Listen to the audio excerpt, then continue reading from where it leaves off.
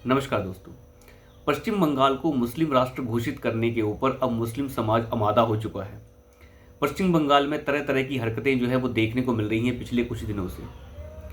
ऐसे ऐसे बयान जो है मुस्लिम नेताओं के सामने आ रहे हैं जैसे कि वो अपने वोट का बदला मांग रहे हों कि हमने तो वोट दे दिया, अब हमें हिस्सेदारी भी चाहिए। लेकिन साथ ही साथ जानेंगे कि योगी आदित्यनाथ की सरकार आजकल फजीहत झेल रही है। जगह जगह योगी आदित्यनाथ की फजीहत देखने को मिल रही है और मुझे नहीं पता ये फजीहत क्यों हो रही है और इसके पीछे क्या वजह है। क्या योगी आदित्यनाथ को काम करने नहीं आ रहा है? योगी आदित्यनाथ ने कुछ दिनों में कुछ ऐसे फैसले उनकी सरकार या उनकी नौकरशाही ने लिए हैं जो अच्छे नहीं रहे हैं। आप हमेशा बैकफुट पर नजर आए हैं। योगी आदित्यनाथ की सरकार जिस काम के लिए जानी जाती है वो है लॉ एंड ऑर्डर।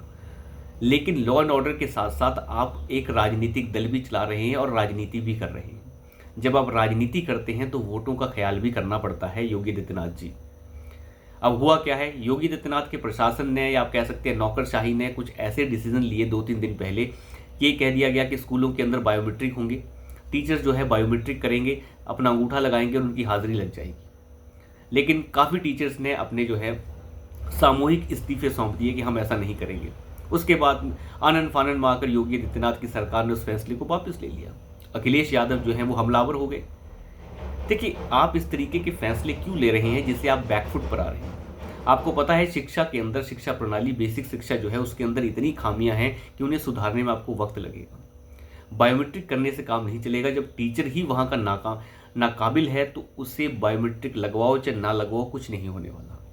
एक काबिल इंसान कभी भी उसे बायोमेट्रिक की आवश्यकता नहीं पड़ती, लेकिन नाकाबिल इंसान को चाहे बायोमेट्रिक लगा दो चाहे बायोमेट्रिक ना लगाओ, कुछ नहीं होने वाला।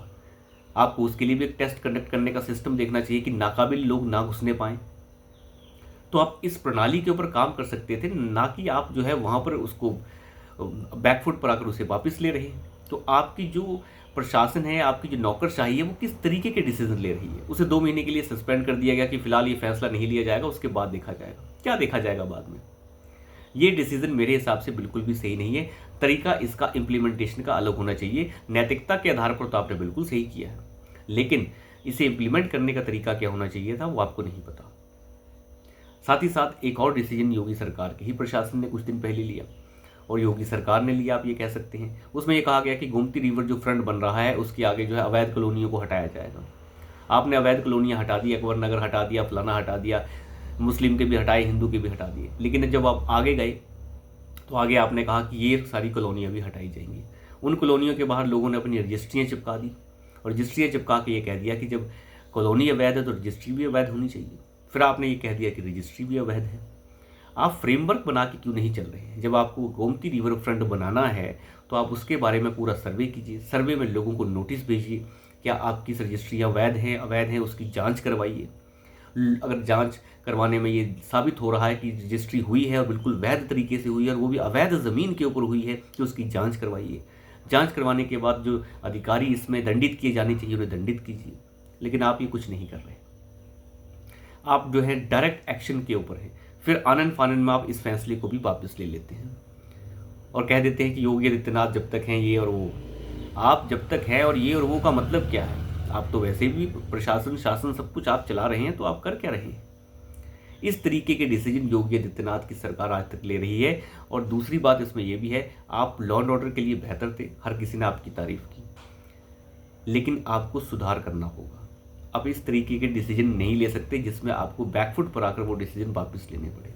सबकी बात सुनिए और प्रॉपर प्रोसीजर होने के बाद ही वो काम कीजिए। तरह तरह की बातें चल रही है, योगी आदित्यनाथ हट रहे हैं, वो हो रहा है, मौर्य इधर मिल रहा है, जेपी नड्डा उससे मिल। देखिए, ये बातें तो चलती रहती हैं, वो मीडिया का काम है, लेकिन आप मौका दे रहे हैं और मुझे लगता है ये मौका अवॉइड करना चाहिए था उन्हें। इस तरीके के मौके योगी आदित्यनाथ दें, ये अच्छा नहीं लगता। लेकिन पश्चिम बंगाल में क्या हो रहा है? पश्चिम बंगाल में ममता बनर्जी की सरकार जो है अब बिल्कुल घुटनों पर नजर आ रही है, क्योंकि मुस्लिम समाज ने मांग कर दी है कि हमें हिस्सेदारी चाहिए।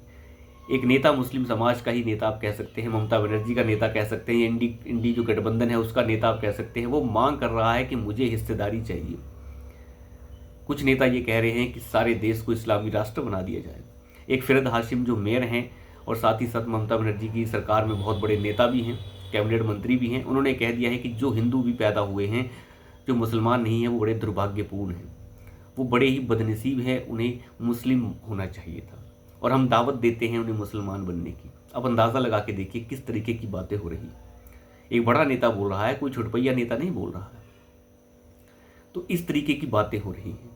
और चोपड़ा जो विधानसभा है, चोपड़ा विधानसभा पश्चिम बंगाल के अंदर, जहाँ पर एक औरत और एक पुरुष को पीट पीट कर जो है उसका बुरा हाल कर दिया गया, उस मॉब लिंचिंग के अंदर एक नेता उठ के ये कह रहा है कि ये तो शरिया का कानून है और शरिया के हिसाब से ही हमारे यहाँ पर काम होता है। और साथ ही साथ ये भी कहा जा रहा है कि इस देश के अंदर यानी चोपड़ा के अंदर तो ये तो एक मुस्लिम राष्ट्र है। आप अंदाज़ा लगा के देखिए, चोपड़ा को मुस्लिम राष्ट्र घोषित कर दिया गया, चोपड़ा विधानसभा को मुस्लिम राष्ट्र बना दिया उस नेता ने।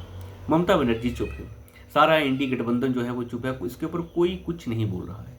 एक नेता उठकर और खड़े होते हैं, बीरभूम जिले के एक नेता जो अल्पसंख्यक नेता हैं, उन्होंने ये साफ कह दिया है कि पश्चिम बंगाल के अंदर मुसलमानों को मिला क्या, हमने अपना वोट तो दिया लेकिन हमें कुछ भी हासिल नहीं हुआ। अब आप अंदाज़ा लगा के देखिए, वो अपने वोट का हिसाब मांग रहे हैं कि हमें वोटों के बदले क्या मिला। उन्होंने साफ कहा कि हमें बम बनाने के लिए रखा गया है, बम बनाने के लिए रखा गया है और हमसे कोई काम नहीं लिया जाता। साथ ही साथ उन्होंने ये भी कह दिया कि पश्चिम बंगाल के अंदर बड़े पदों के ऊपर और मंत्री पदों के ऊपर हिंदू बैठे हैं, मुसलमानों को क्या मिला।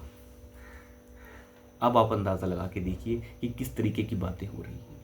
उन्होंने ये साफ कह दिया है कि पश्चिम बंगाल के अंदर मुसलमानों का हाल बहुत ख़राब है और हमें कुछ नहीं मिला है। वो मांग कर रहे हैं कि हमें कुछ मिले। यहीं से अंदाज़ा लग जाता है कि पश्चिम बंगाल की राजनीति किस तरफ जा रही है। वहाँ पे मुस्लिम राष्ट्र की एक तरीके की मांगें हो रही हैं और मुसलमान मांग कर रहा है कि हमें कुछ दीजिए। बिल्कुल मिलना चाहिए, उनकी बात बिल्कुल सही है। जब उन्होंने वोट दिया तो उन्हें हिस्सेदारी भी मिलनी चाहिए और हिस्सेदारी देने का काम जो है अब वहाँ की पार्टियों का है। अब देखते हैं वो हिस्सेदारी देती हैं या नहीं देती है। तो अभी के लिए इतना ही, धन्यवाद।